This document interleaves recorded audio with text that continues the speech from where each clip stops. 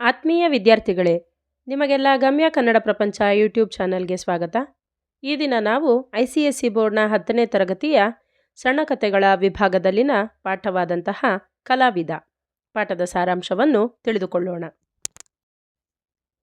ಕಲಾವಿದ ಈ ಪಾಠವನ್ನು ಬರೆದವರು ಕನ್ನಡದ ಪ್ರಸಿದ್ಧ ಸಾಹಿತಿಗಳಾದ ತ.ರಾ. ಸುಬ್ಬರಾವ್.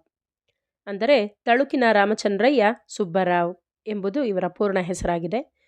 ಇವರು ಚಿತ್ರದುರ್ಗ ಜಿಲ್ಲೆಯ ಹರಿಹರ ತಾಲೂಕಿನ ಮಲೇಬೆನ್ನೂರು ಗ್ರಾಮದಲ್ಲಿ ತಳುಕು ಅನ್ನುವಂತಹ ಸ್ಥಳದಲ್ಲಿ 21/4/1920 ಜನಿಸ್ತಾರೆ. ತಂದೆ ರಾಮಸ್ವಾಮಯ್ಯ ಅವರು ವಕೀಲರಾಗಿರುತ್ತಾರೆ.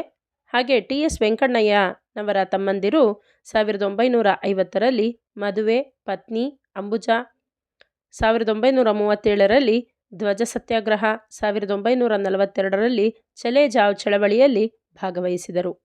ಓದಿದ್ದು ಬಹಳ ಕಡಿಮೆ, ಅಲೆದಾಡಿದ್ದು ಹೆಚ್ಚು. ಅಂದರೆ ದೇಶ ಸುತ್ತು ಕೋಶ ಓದು ಅನ್ನುವಂತಹ ಗಾದೆಯ ರೀತಿಯಲ್ಲಿ ಇವರು ತಮ್ಮ ಬದುಕನ್ನು ನಡೆಸಿದರು.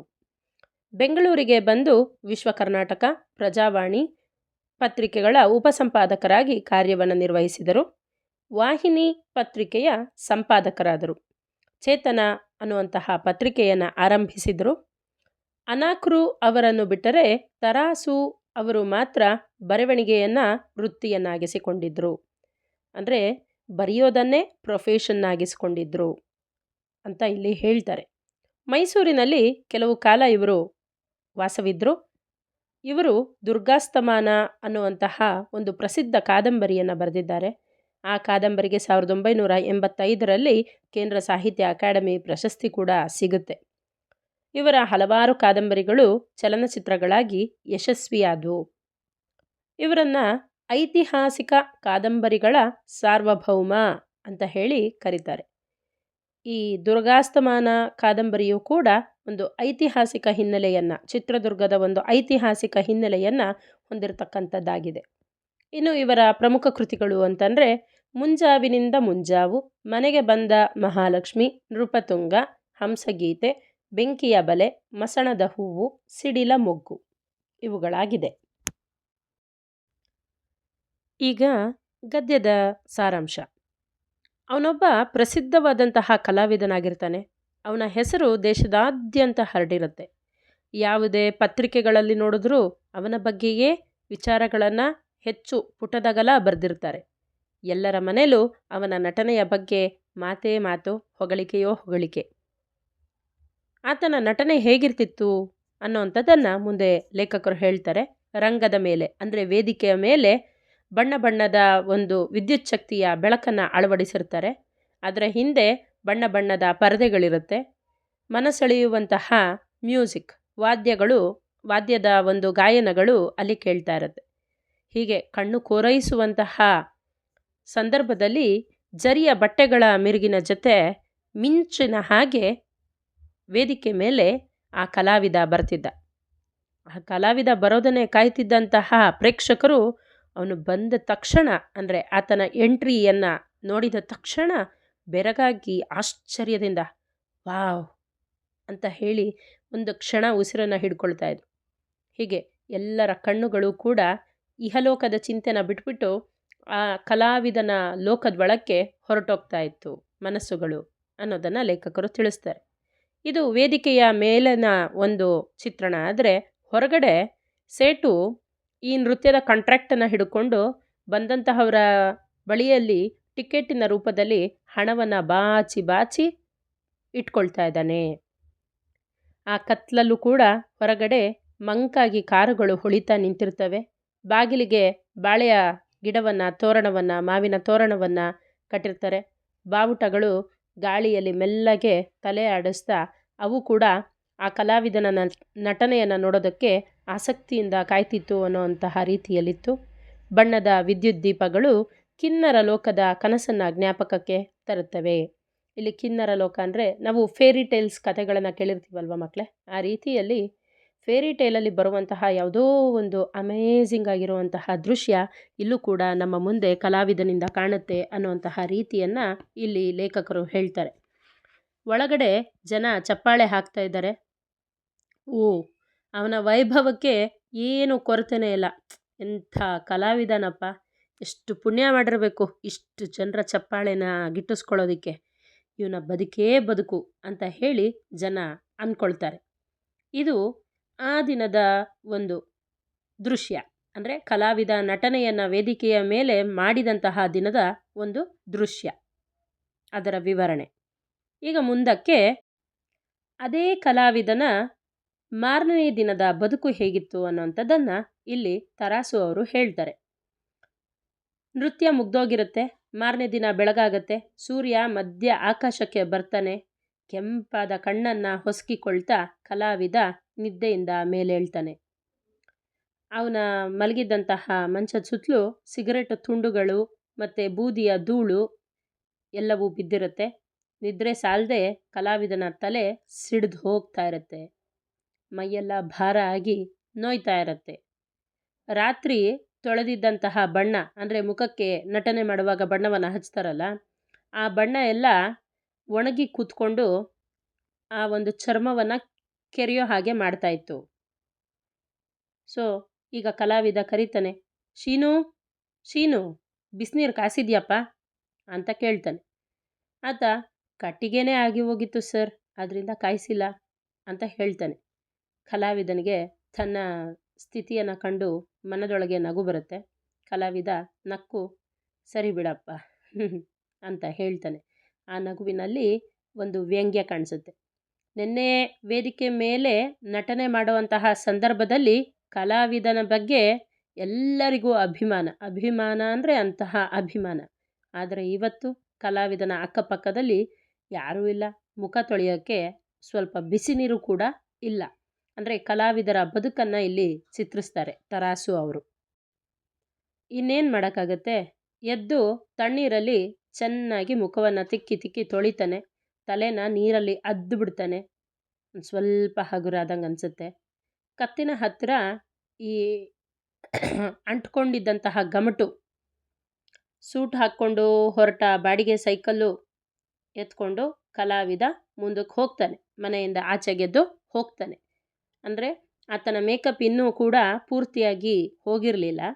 ಅರ್ಧಂಬರ್ಧ ಬಂದಷ್ಟು ಮೇಕಪ್ಪನ್ನು ತಣ್ಣೀರಿನಲ್ಲೇ ತೊಳೆದ್ಬಿಟ್ಟು ಕಲಾವಿದ ಆಚೆಗೆ ಹೊರಡ್ತಾನೆ ಕಾಫಿ ಕುಡಿಯೋದಕ್ಕೆ ಅಂತ ಹೇಳಿ. ಕಾಫಿ ಹೋಟೆಲ್ನ ಮೆಟ್ಲತ್ತಿ ಕಾಫಿ ಕುಡಿದು ಮುಗಿಸಿ ಕಲಾವಿದ ಎದುರುಗಡೆ ಕೂತಿದ್ದಂತಹ ಸೇಟುಗೆ ದುಡ್ಡು ಕೊಡೋಕ್ಕೆ ಅಂತ ಜೇಬಿಗೆ ಕೈ ಹಾಕ್ತಾನೆ. ಆದರೆ ಜೇಬಲ್ಲಿದ್ದಿದ್ದು ಒಂದೇ ಒಂದು ಆಣೆ. ಅದನ್ನೇ ತೆಗೆದುಕೊಟ್ಬಿಟ್ಟು ಹೊರಡ್ತಾನೆ. ಹೊರಟಂಥವನ್ನ ನಿಲ್ಲಿಸಿ ಸೇಟು ಕೇಳ್ತಾನೆ, ಅಪ್ಪ ಕಾಫಿಗೆ 2 ಆಣೆ ಕಣಪ್ಪ ಮಹಾರಾಜ ಅಂತ ಹೇಳ್ತಾನೆ. ಆಗ ಕಲಾವಿದ, ಸರಿಯಪ್ಪ ನನ್ನ ಹತ್ರ ಚೇಂಜ್ ಇಲ್ಲ, ನಾನು ಸಾಯಂಕಾಲಕ್ಕೆ ಬಂದು ಮಿಕ್ಕಿದ ದುಡ್ಡನ್ನು ಕೊಡ್ತೀನಿ ಅಂತ ಹೇಳಿ ಹೊರಡ್ತಾನೆ. ಸೇಟು ಆಯಿತು ಅಂತ ಹೇಳ್ತಾನೆ. ನೆಕ್ಸ್ಟು ಮತ್ತೆ ಆ ಸೇಟು ಕಲಾವಿದನ ಕರೆದುಬಿಟ್ಟು, ನಿನ್ನೆ ಸಾಯಂಕಾಲ ನಿಮ್ಮ ನಾಟ್ಯ ತುಂಬ ಚೆನ್ನಾಗಿತ್ತು ಮಹಾರಾಜ ಅಂತ ಹೇಳ್ತಾನೆ. ತನ್ನ ದುಡ್ಡನ್ನು ತಾನು ಎಣಿಸ್ಕೊಳ್ತಾ ಕೂತ್ಕೋತಾನೆ. ಅದನ್ನು ಕೇಳಿಸ್ಕೊಂಡಂತಹ ಕಲಾವಿದ, ಹಾಂ ನಿಮಗೆ ತುಂಬ ಧನ್ಯವಾದ, ಬಹುತ್ ಶುಕ್ರಿಯ ಅಂತ ಹೇಳಿ ವ್ಯಂಗ್ಯದಲ್ಲಿ ಅಲ್ಲಿಂದ ಆಚೆಗೆ ಹೋಗ್ತಾನೆ. ಆತನ ದನಿಯಲ್ಲಿದ್ದಂತಹ ವ್ಯಂಗ್ಯ ಸೇಟುಗೇನೂ ಗೊತ್ತಾಗಲಿಲ್ಲ. ಕಲಾವಿದ ಹೀಗೆ ಅಲ್ಲಿಂದ ಹೊರಡ್ತಾನೆ. ಕಾಫಿ ಕುಡಿದ್ಮೇಲೆ ಸಿಗರೇಟ್ ಕುಡಿದು ಅಭ್ಯಾಸ ಆದಂತಹ ನಾಲಿಗೆ ಸಿಗರೇಟ್ ಬೇಕು ಅಂತ ಕೇಳ್ತಿತ್ತು. ಆದರೆ ದಾರಿಲಿ ಹೋಗ್ತಿದ್ದವರೊಬ್ಬರು ನಿಲ್ಲಿಸಿ ನಮಸ್ಕಾರ ಮಾಡಿ ಹೇಳಿದ್ರು, ನಿನ್ನೆ ರಾತ್ರಿ ನಿಮ್ಮ ನೃತ್ಯ ಭಾಳ ಚೆನ್ನಾಗಿತ್ತು ಅಂತ ಹೇಳ್ತಾನೆ. ಕಲಾವಿದ ಏನೋ ಹುಡ್ಕೋನ್ ರೀತಿ ಜೇಬನ್ನೆಲ್ಲ ತಡ್ಕಾಡ್ತಾ ಇರ್ತಾನೆ. ಅದನ್ನು ನೋಡಿದಂತಹ ಆ ವ್ಯಕ್ತಿ, ಏನಾದರೂ ಮರ್ತು ಬಂದಿದ್ದೀರಾ ಸ್ವಾಮಿ ಅಂತ ಕೇಳ್ತಾನೆ ಕಲಾವಿದನ. ಆಗ ಕಲಾವಿದ, ಸಿಗರೇಟ್ ಪ್ಯಾಕ್ ಮರ್ತು ಬಂದಿದ್ದೀನಿ ಅಂತ ಹೇಳ್ತಾನೆ. ಆ ವ್ಯಕ್ತಿ, ತಗೊಳ್ಳಿ ನನ್ನ ಹತ್ರ ಇದೆ ಅಂತ ಹೇಳಿ ಸಿಗರೇಟನ್ನು ಕೊಡ್ತಾನೆ. ಕಲಾವಿದ ಆ ವ್ಯಕ್ತಿಗೆ ಥ್ಯಾಂಕ್ಸ್ ಅಂತ ಹೇಳ್ತಾನೆ. ಸೊ ಹೀಗೆ ಸಿಗರೇಟಿನ ಚಿಂತೆನೂ ಕಳೀತು.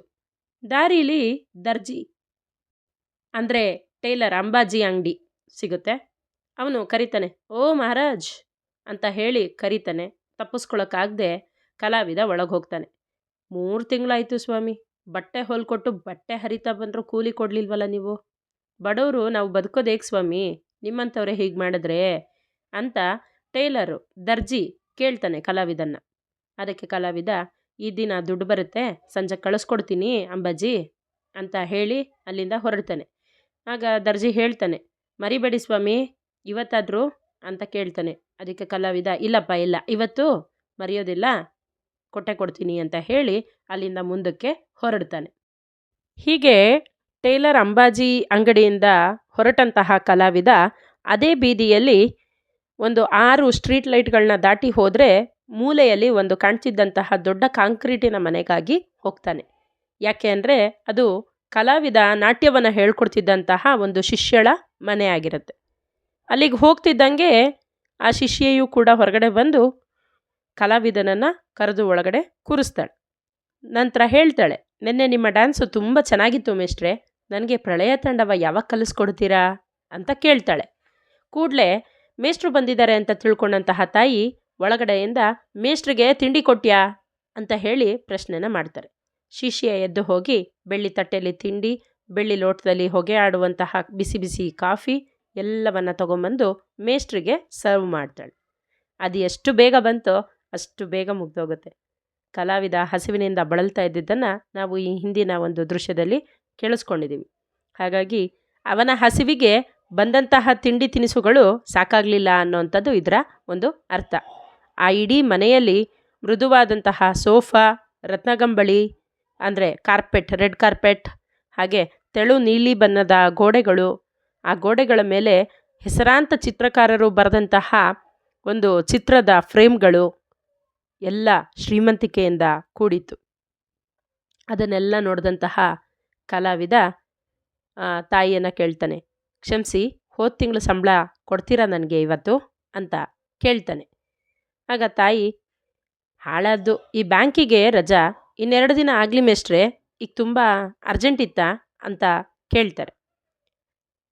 ಆ ವೈಭವದ ಎದುರಿಗೆ ಕಲಾವಿದನ ಬಡತನ ಒಪ್ಕೊಳ್ಳೋದಕ್ಕೆ ಆತನಿಗೆ ಕಷ್ಟ ಆಗುತ್ತೆ. ಆದ್ದರಿಂದ ಛೇ ಆ ಥರ ಏನಿಲ್ಲ, ಅಷ್ಟೇನಾ ಅರ್ಜೆಂಟ್ ಇಲ್ಲ, ಆದರೆ ಕೇಳಿದೆ ಅಷ್ಟೇ ಅಂತ ಹೇಳಿ ಮಾತಾಡ್ತಾನೆ. ಇಲ್ಲಿ ಮಾತಾಡಿದ್ದು ಅವನ ಬಾಯಿ ಹೊರತು ಅವನ ಅಗತ್ಯ ಅಲ್ಲ. ಹೊಟ್ಟೆಯಲ್ಲಿದ್ದಂತಹ ಹಸಿವು ಈಗಳಿಗೇನೆ ಬೇಕು ಅಂತ ಹೇಳ್ತಿತ್ತು. ಅಂದರೆ ಕಲಾವಿದರ ಪರಿಸ್ಥಿತಿ ನಾವು ನೋಡ್ತೀವಿ, ಚಪ್ಪಾಳೆ ತಟ್ತೀವಿ, ಶಿಳ್ಳೆ ಹೊಡಿತೀವಿ, ಆದರೆ ವಾಸ್ತವದಲ್ಲಿ ಅವರ ಪರಿಸ್ಥಿತಿ ಎಷ್ಟು ಚಿಂತಾಜನಕವಾಗಿರುತ್ತೆ ಅನ್ನೋವಂಥದ್ದನ್ನು ನಾವಿಲ್ಲಿ ತಿಳಿಬೇಕಾಗತ್ತೆ. ಹೀಗೆ ಕಲಾವಿದ ಆ ಶಿಷ್ಯಳ ಮನೆಯಿಂದನೂ ಕೂಡ ಹೊರಗಡೆಗೆ ಹೊರಡ್ತಾನೆ. ಗುರಿನೇ ಇಲ್ಲದವನಿಗೆ ಯಾವ ದಾರಿ ಆದರೆ ಏನು, ಮನಸ್ಸು ಎಲ್ಲಿಗೆ ಬರುತ್ತೋ, ಕಾಲು ಎಲ್ಲಿಗೆ ನಡೆಯುತ್ತೋ ಅಲ್ಲಿಗೆ ಹೋದ್ರಾಯ್ತು ಅನ್ನೋವಂತಹ ಭಾರವಾದ ಮನಸ್ಥಿತಿಯಲ್ಲಿ ಕಲಾವಿದ ಇದ್ದ. ಆದರೆ ಆತ ಹೊರಟ ದಾರಿ ಉದ್ದಕ್ಕೂ ಕೂಡ ಅಲ್ಲಿ ಇದ್ದಂತಹ ಕಂಬಗಳ ಮೇಲೆ, ಗೋಡೆಗಳ ಮೇಲೆ, ಸ್ಟ್ರೀಟ್ ಲೈಟ್ಗಳ ಮೇಲೆ, ಜೊತೆಗೆ ಕಸದ ತೊಟ್ಟಿ ಮೇಲೂ ಕೂಡ ಈತನ ನಾಟ್ಯದ ಪೋಸ್ಟರ್ಗಳನ್ನು ಅಂಟಿಸಿದ್ರು. ಇಂತಹ ಕಲಾವಿದನ ಪ್ರದರ್ಶನ ಇಷ್ಟೊತ್ತಿಗಿದೆ, ಇಂಥ ಕಡೆ ಇದೆ ಅಂತ ಹೇಳಿ ತೋರಿಸುವಂತಹ ಪೋಸ್ಟರ್ಗಳಿರುತ್ತಲ್ಲ, ಆ ವಾಲ್ ಪೋಸ್ಟರ್ಗಳನ್ನು ಅಂಟಿಸಿದ್ರು. ಅದನ್ನೆಲ್ಲ ನೋಡಿದಂತಹ ಕಲಾವಿದನಿಗನ್ಸುತ್ತೆ, ಅರೆ ಈ ಪೋಸ್ಟರ್ಗಿರುವಂತಹ ವ್ಯಾಲ್ಯೂ ಕೂಡ ನನಗಿಲ್ವೇನೋ ಅಂತ ಅನಿಸುತ್ತೆ. ಯಾತಕ್ಕಂತಂದರೆ ವೇದಿಕೆಯ ಮೇಲೆ ನಾಟ್ಯವನ್ನು ನೋಡಿದಂತಹ ಜನ ಚಪ್ಪಾಳೆ ತಟ್ತಾ ಇದ್ರು. ಆದರೆ ಬೀದಿಯಲ್ಲಿ ಅದೇ ಕಲಾವಿದ ನಡ್ಕೊಂಡು ಹೋಗ್ತಿದ್ದಾಗ ಎಷ್ಟೋ ಜನಕ್ಕೆ ಅವನು ಯಾರು ಅಂತಲೂ ಕೂಡ ಗೊತ್ತಿರೋದಲ್ಲ. ಅವನೇನೋ ನನ್ನ ಹಾಗೆ ಯಾವನೋ ಒಬ್ಬ ಸಾಮಾನ್ಯ ಮನುಷ್ಯ ಅಂತ ಹೇಳಿ ಆತನನ್ನು ತಿರುಗು ನೋಡ್ತಾ ಇರಲಿಲ್ಲ. ಕೆಲವರು ನೋಡಿದ್ರೂ, ಅರೆ ನಿನ್ನೆ ನಾಟ್ಯದಲ್ಲಿ ಅಷ್ಟು ಚೆನ್ನಾಗಿ ರೆಡಿಯಾಗಿದ್ದಂತಹ ವ್ಯಕ್ತಿ, ಮೇಕಪ್ಪನ್ನು ಹಾಕ್ಕೊಂಡು ಒಳ್ಳೆ ಬಟ್ಟೆಯನ್ನು ಹಾಕ್ಕೊಂಡಿದ್ದಂತಹ ವ್ಯಕ್ತಿ ಇವತ್ತು ಏನೊಳ್ಳೆ ಮುಖದಲ್ಲಿರೋ ಮೇಕಪ್ಪು ಹೋಗ್ದಂಗೆ ಹರಿದಿರೋ ಬಟ್ಟೆಗಳನ್ನ ಹಾಕ್ಕೊಂಡು ಏನು ಈ ಥರ ದಾರಿಲಿ ನಡ್ಕೊಂಡು ಹೋಗ್ತಿದ್ದಾನೆ, ಇವ್ನು ನಿಜವಾಗ್ಲೂ ಅವನೇನಾ ಅನ್ನೋ ಅಂತಹ ರೀತಿಯಲ್ಲಿ ಝೂ ಅಲ್ಲಿ ಒಂದು ಪ್ರಾಣಿನ ನೋಡಿದ ಹಾಗೆ ನೋಡ್ತಾ ಇದ್ರು. ಹೀಗೆ ಅಲಿತಾ ಅಲಿತಾ ಅಲಿತಾ ಕಲಾವಿದನಿಗೆ ಆಯಾಸ ಆಗಿತ್ತು. ಬಿಸಿಲು ಹೇಗೆ ನೆತ್ತಿಯನ್ನು ಸುಡ್ತಿತ್ತೋ ಹಸಿವು ಹಾಗೆ ಹೊಟ್ಟೆಯನ್ನು ಸುಡ್ತಾ ಇತ್ತು. ಹೆಜ್ಜೆಗೊಂದು ಹೋಟ್ಲಿತ್ತು, ಆದರೆ ಏನು ಪ್ರಯೋಜನ, ಜೇಬಲ್ಲಿ 2 ಕಾಸು ಇರಲಿಲ್ಲ. ಇನ್ನು ನೃತ್ಯದ ಕಾಂಟ್ರಾಕ್ಟನ್ನು ಪಡೆದುಕೊಂಡಿದ್ದಂತಹ ಸೇಟು ಹತ್ರ ಹೋಗಿ ಹಣ ತರಬೇಕು ಅಂತ ಹೇಳಿ ಸೇಟು ಮನೆ ಕಡೆಗೆ ಕಲಾವಿದ ಹೊರಟ. ಆ ಗೇಟಿಗೆ ಕಟ್ಟಿದ್ದಂತಹ ನಾಯಿನೋ ಕಲಾವಿದನ ವೇಷವನ್ನು ನೋಡಿದ ತಕ್ಷಣ ಬೌ ಬೌ ಅಂತ ಬೊಗಳೋದಕ್ಕೆ ಶುರು ಮಾಡತ್ತೆ. ಹೊರಗೆ ನಿಂತ್ಕೊಂಡು ಕಲಾವಿದ ಒಂದು 4-6 ಬಾರಿ ಕೂಗ್ತಾನೆ, ಸೇಠ್ಜಿ ಸೇಠ್ಜಿ ಅಂತ. ಆದರೆ ಅಲ್ಲಿ ಯಾರ ಸುಳಿವು ಕೂಡ ಇದ್ದ ಹಾಗೆ ಕಾಣಲಿಲ್ಲ. ಕಲಾವಿದನಿಗೆ ಹಿಂದಿನ ದಿನದ ಒಂದು ಸಿಚುಯೇಷನ್ ಕಣ್ಮುಂದೆ ಬರುತ್ತೆ. ಹಿಂದಿನ ದಿವಸ ಅಂದರೆ ಆ ನಾಟ್ಯ ಪ್ರದರ್ಶನ ಇದ್ದಿದ್ದ ಹಿಂದಿನ ದಿನ ಮಧ್ಯಾಹ್ನನೇ ಸೇಟು ಮನೆ ಬಾಗಿಲಿಗೆ ಬಂದು ಕಲಾವಿದನಿಗೋಸ್ಕರ ಕಾಯ್ತಾ ನಿಂತಿದ್ದ. ಕಲಾವಿದ ಅಷ್ಟು ದೂರದಲ್ಲೇ ಬರ್ತಾ ಇರುವಾಗಲೇ ಅಭಿಮಾನದಿಂದ ಮಾತಾಡ್ತಾ ಕಲಾವಿದನ ಒಳಗಡೆ ಕರ್ಕೊಂಡೋಗಿ ಕೂರಿಸಿ ಕಾಫಿ ತಿಂಡಿ ಕೊಟ್ಟು ಅವನು ಕೇಳದೆ ಹೋದರೂ 10 ರೂಪಾಯಿ ಆತನ ಕೈಗಿಟ್ಟು ಕಳಿಸ್ಕೊಡ್ತಾನೆ. ಆದರೆ ನಾಟ್ಯ ಪ್ರದರ್ಶನ ಮುಗಿದ ನಂತರದ ದಿನ ಎಲ್ಲಿದೆ? ಈಗ ಆ ನಗು ಮುಖನೂ ಇಲ್ಲ, ಆಯಿತಾ, ಒಳಗಡೆ ಕರೆದು ಕೂರಿಸೋ ಜನನೂ ಇಲ್ಲ. ಬದಲಾಗಿ ನಾಯಿ ಕಲಾವಿದನನ್ನು ನೋಡಿಕೊಂಡು ಉಸಿರು ಸಿಕ್ಕೊಳ್ಳೋ ಹಾಗೆ ಜೋರಾಗಿ ಬೊಗಳ್ತಾನೇ ಇರುತ್ತೆ. ಅಂತಹ ಒಂದು ದೃಶ್ಯ ಇವತ್ತಿತ್ತು ಕಲಾವಿದನಿಗೆ ಅಲ್ಲಿ. ಕಲಾವಿದ ಬಾಗ್ಲಲ್ಲೇ ಬಲಿಯುತ್ತಿದ್ದಂತಹ ಬಿಸಿಲಲ್ಲಿ ನಾಯಿ ಅಷ್ಟು ಕೂಕ್ಕೊಂಡ್ರೂ ಸಹಿತ ದೀನವಾದಂತಹ ಸ್ವರದಲ್ಲಿ ಸೇಠ್ಜಿ ಸೇಠ್ಜಿ ಅಂತ ಹೇಳಿ ಯಾರಾದರೂ ಪ್ರತ್ಯುತ್ತರ ಕೊಡ್ತಾರೇನೋ ಅಂತ ಹೇಳಿ ಕಾಯ್ತಾ ಇದ್ದ. ಆದರೆ ಆತನ ಕೂಗು ಒಳಗಡೆ ಇದ್ದವ್ರಿಗೆ ಯಾರಿಗೂ ಕೂಡ ಕೇಳಿಸ್ತು ಅನ್ನೋ ಹಾಗೆ ಇರಲಿಲ್ಲ. ಅಥವಾ ನಾಯಿಯೇ ತಮ್ಮ ಕೆಲಸ ಮಾಡ್ತು ಅಂತ ಹೇಳಿ ಸುಮ್ಮನಿದ್ರೋ ಏನೋ ಅದು ಕೂಡ ಗೊತ್ತಿಲ್ಲ. ಆದರೆ ಅವರಿಗೆ ಆತ್ರ ಇಲ್ದಿದ್ರೆ ಏನಂತೆ, ಆದರೆ ಕಲಾವಿದನಿಗೆ ಆತ್ರ ಇತ್ತಲ್ವ. ಅವನಿನ್ನೂ ಜೋರಾಗಿ ಕೂಗ್ದ. ಮುಚ್ಚಿದ ಒಳಬಾಗಿಲು ಸ್ವಲ್ಪ ತೆರೆದು ಯಾರು ಅಂತ ಹೇಳಿ ಒಂದು ಹೆಂಗಸು ಮಾತಾಡ್ತಾರೆ. ಕಲಾವಿದ ಸೇಠ್ಜಿ ಇದ್ದಾರಾ ಅಂತ ಕೇಳ್ತಾನೆ. ಅವರು ಇಲ್ಲ, ಅವರು ಮದ್ರಾಸ್ಗೆ ಹೋಗಿದ್ದಾರೆ ಇವತ್ತು ಬೆಳಿಗ್ಗೆ, ಅವ್ರು ಬರೋದಿನ್ನ 3 ದಿನ ಆಗತ್ತೆ ಅಂತ ಹೇಳಿ ಹೆಂಗಸು ಕಲಾವಿದನಿಗೆ ರಿಪ್ಲೈ ಮಾಡ್ತಾರೆ. ದುಡ್ಡು ಕೊಡ್ತೀನಿ ಅಂತ ಹೇಳಿದರು, ಅದಕ್ಕೆ ಬಂದಿದ್ದೆ ಅಂತ ಕಲಾವಿದ ಹೇಳ್ತಾನೆ. ಹೌದಾ, ಅದ್ರ ಬಗ್ಗೆ ನಮಗೆ ಗೊತ್ತಿಲ್ಲ, ಅವರೇ ಬಂದು ಕೊಡ್ತಾರೆ ಅಂತ ಹೇಳಿ ಅವರು ಹೊರಟೋಗ್ತಾರೆ. ಕಲಾವಿದ ಅಲ್ಲ ಮತ್ತೆ ಅಂತ ಹೇಳಿ ಪಾಪ ಮಾತಾಡ್ತಾ ಇರ್ತಾನೆ. ಅದನ್ನು ಕೇಳಿಸ್ಕೊಳ್ಳದೆ ಅವರು ಬಾಗಿಲನ್ನು ಧಡಾರಂತ ಮುಚ್ಚಿಬಿಡ್ತಾರೆ. ಹೀಗೆ ತೋಳ ಮೇಲಿನ ಧೂಳು ಕೆಡವದ ಹಾಗೆ ಕಲಾವಿದನ ಮುಖದ ಮೇಲೆ ಬಾಗಿಲನ್ನು ಹಾಕ್ತಾರೆ. ನಾಟ್ಯವನ್ನು ಹೇಳ್ಕೊಡ್ತಿದ್ದಂತಹ ನಾಟ್ಯಾಚಾರ್ಯ ಅಂದರೆ ಕಲಾವಿದ ಸಪ್ಪೆ ಮುಖವನ್ನು ಹಾಕ್ಕೊಂಡು ಅಲ್ಲಿಂದ ಹೊರಡ್ತಾನೆ. ಹೀಗೆ ಹೋಗ್ತಿದ್ದಂತಹ ಅವನನ್ನು ನೋಡಿ ಇಷ್ಟೇ ಸಾಕು ಅಂತ ಹೇಳಿ ನಾಯಿ ತನ್ನ ಪ್ರಯತ್ನ ಮಾಡಿ ಮುಗಿಸಿದ್ದೀನಿ ಅಂತ ಹೇಳಿ ಸುಮ್ಮನಾಗತ್ತೆ. ಹೊಟ್ಟೆಗೆ ಸರಿಯಾಗಿ ಆಹಾರ ಇಲ್ಲದಂತಹ ಕಲಾವಿದ ಆ ಸುಡು ಸುಡು ಬಿಸಿಲಲ್ಲಿ ಬೈಸಿಕಲ್ನ ಹತ್ಕೊಂಡು ತನ್ನ ಮನೆ ಕಡೆಗೆ ಹೊರಡ್ತಾನೆ. ಏನಿಲ್ಲ ಆದರೂ ಅಟ್ಲೀಸ್ಟು ಮನೆಯಲ್ಲಿ ನೆರಳಾದರೂ ಸಿಗುತ್ತೆ ಅಂತ ಹೇಳಿ ದಣಿದು ಹೊರಡ್ತಾನೆ. ಮನೆಯಲ್ಲಿ ಕಲಾವಿದನ ಶಿಷ್ಯ ಶೀನು ರಂಗಗೃಹದಿಂದ ಅಂದರೆ ಸ್ಟೇಜ್ನಿಂದ ಆಗ್ತಾನೆ ಕೆಳಗಡೆ ಇಳಿದು ಬಂದು ಕಿರೀಟ, ಭುಜ ಕಿರೀಟ ಮೊದಲಾದ ಅಲಂಕಾರದ ಸಾಮಾನುಗಳನ್ನು ಹಿಂದಿನ ದಿನ ಬಳಸಿದ್ದನ್ನು ಒಂದೊಂದಾಗೆ ಎತ್ತಿಡ್ತಾ ಇದ್ದ. ಆ ಒಂದು ಕಿರೀಟನ ತಗೊಂಡು, ಆ ಕಿರೀಟ ಎಷ್ಟು ಸೊಗಸಾಗಿದೆ ಅಲ್ವಾ, ನಿನ್ನೆ ವಿದ್ಯುತ್ ಶಕ್ತಿ ಬೆಳಕಲ್ಲಿ ಎಷ್ಟು ಥಳ ಥಳ ಅಂತ ಹೊಳಿತಾ ಇತ್ತು, ನಮ್ಮ ಗುರುಗೆ ಈ ಕಿರೀಟ ಎಷ್ಟು ಚೆನ್ನಾಗಿ ಒಪ್ಪುತ್ತಲ್ವಾ ಅಂತ ಹೇಳಿ ಆ ಕಿರೀಟನ ತೆಗೆದುಕೊಂಡು ಬರ್ತಾನೆ. ಅಷ್ಟೊತ್ತಿಗೆ ಹೊರಗಡೆಯಿಂದ ಕಲಾವಿದ ಬರ್ತಾನೆ. ಕಲಾವಿದನನ್ನು ನೋಡಿದಂತಹ ಶಿಷ್ಯ, ಗುರುಗಳೇ, ನಿನ್ನೆ ನಿಮ್ಮ ರಾತ್ರಿ ಆ ಧನಂಜಯನ ಪಾತ್ರಕ್ಕೆ ಈ ಕಿರೀಟ ಎಷ್ಟು ಚೆನ್ನಾಗಿತ್ತು ಗೊತ್ತಾ ಅಂತ ಹೇಳಿ ಹೊಗಳಿಕೆಯನ್ನು ಹೇಳ್ತಾನೆ. ಆದರೆ ಬಡಪಾಯಿ ಶಿಷ್ಯನ ಕೆನ್ನೆಗೆ ಕಲಾವಿದ ಫಳ್ಳಂತ ಒಂದು ಹೊಡಿತಾನೆ. ಬೆಳಗ್ಗಿನಿಂದ ಹಣ ಸಿಕ್ಕಿಲ್ಲದೆ, ಕೊಡಬೇಕಾದವರು ಹಣ ಕೊಡದೆ ಓಡಾಡಿಸ್ಕೊಂಡು ಹಸಿವಿನಿಂದ ಅಲೆದು ಅಲೆದು ಬಂದಂತಹ ಕಲಾವಿದ ಶಿಷ್ಯನ ಕೆನ್ನೆಗೆ ಪಠಾರ್ ಅಂತ ಒಂದು ಹೊಡೆದು ಹೇಳ್ತಾನೆ, ನೋಡೋ, ಕೆಲಸ ಆದಮೇಲೆ ಇದಕ್ಕಿಷ್ಟೇ ಬೆಲೆ ಅಂತ ಹೇಳಿ ಕೆಳಗಡೆ ಬಿದ್ದಂತಹ ಕಿರೀಟನ ಜೋರಾಗಿ ಕಾಲಿಂದ ಒದಿತಾನೆ. ಆ ಕಿರೀಟ ಧಡ್ಡಂತ ಸದ್ದು ಮಾಡಿ ಹಾರಿ ಒಂದು ಕಡೆ ಬೀಳುತ್ತೆ. ಅಲ್ಲಿಂದ ಮುಂದೆ ಏನೂ ಮಾತಾಡದೆ ಕಲಾವಿದ ಸುಮ್ಮನೆ ಹಾಗೆ ಉರುಳ್ಕೊಳ್ತಾನೆ. ಅಂದರೆ ಜಗತ್ತಿನಲ್ಲಿ ಅವಕಾಶವಾದಿಗಳ ಜೊತೆ ನಾವು ಬದುಕ್ತಾ ಇದ್ದೀವಿ. ಅವರವರ ಅವಶ್ಯಕತೆಗಳು ಮುಗಿದ ನಂತರ ನಮ್ಮನ್ನು ಜನ ಮರ್ತೇ ಬಿಡ್ತಾರೆ ಅನ್ನೋವಂಥದ್ದನ್ನು, ಹಾಗೂ ಕಲಾವಿದರ ಒಂದು ಬದುಕಿನ ಹಿಂದೆ ಇರತಕ್ಕಂತಹ ಬಡತನ, ನೋವು, ಆಘಾತ ಇವುಗಳನ್ನು ತಿಳಿಸುವಂತಹ ಒಂದು ಪ್ರಯತ್ನವನ್ನು ತರಾಸು ಅವರು ಈ ಕಲಾವಿದ ಪಾಠದಲ್ಲಿ ಮಾಡಿದ್ದಾರೆ. ಧನ್ಯವಾದಗಳು.